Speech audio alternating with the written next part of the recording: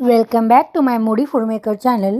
आज आपण पालकचे पराठे पाहणार आहोत. लहान मुले पालक खात नाहीत म्हणून पालकचे पराठे त्यांना दिल्यास ते आवडीने खातात. तसेच पालकमध्ये खूप मोठ्या प्रमाणात लोह असते.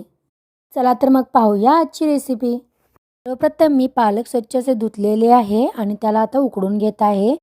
पालक छान असे उकडून घेतलेले आहे. उकडलेले पालक मिक्सरच्या भांड्यामध्ये आता घालून छान अशी प्युरी करून घेऊया. हिरवीगार अशी प्युरी तयार झालेली आहे. रिकाम्या भांड्यामध्ये 2 कप गहूची पीठ घेतलेले आहे आणि थोडीशी हळद टाकत आहे. थोडंसं तेल टाकून घेऊया.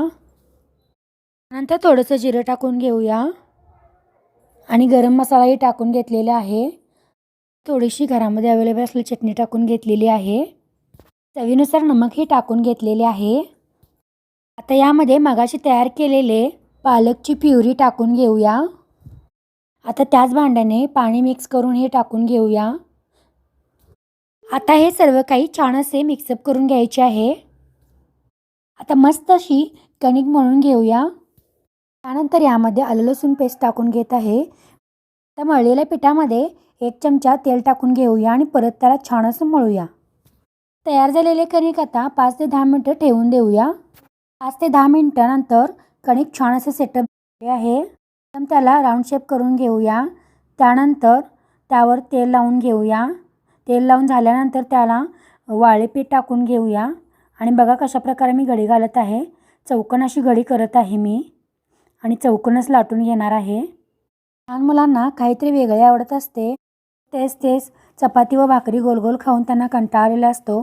त्यामुळे असे चौकोन केल्याने ते पटकन खातात. आता गॅस हा मंद आचेवरच आहे आणि तवा तापलेला आहे. आता त्यावर थोडंसं तेल लावून घेत आहे.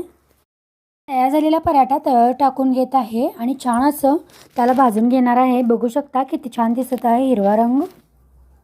आता पुढच्या बाजूला थोडंसं तेल लावून घ्यायचे आहे आणि त्यानंतर त्याला पलटी करून घ्यायची आहे. पलटी करून झाल्यानंतर मागच्या बाजूलाही छान असं तेल लावून घ्यायचे आहे.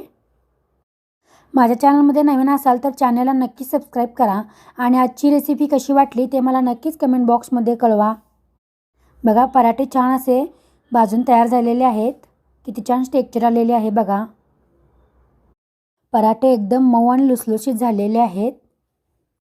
त्याच क्षणी पराठे फस्त करू वाटत आहेत. तुम्हाला व्हिडिओ आवडला असेल तर नक्कीच लाईक करा. भेटूया पुढची रेसिपी घेऊन. धन्यवाद.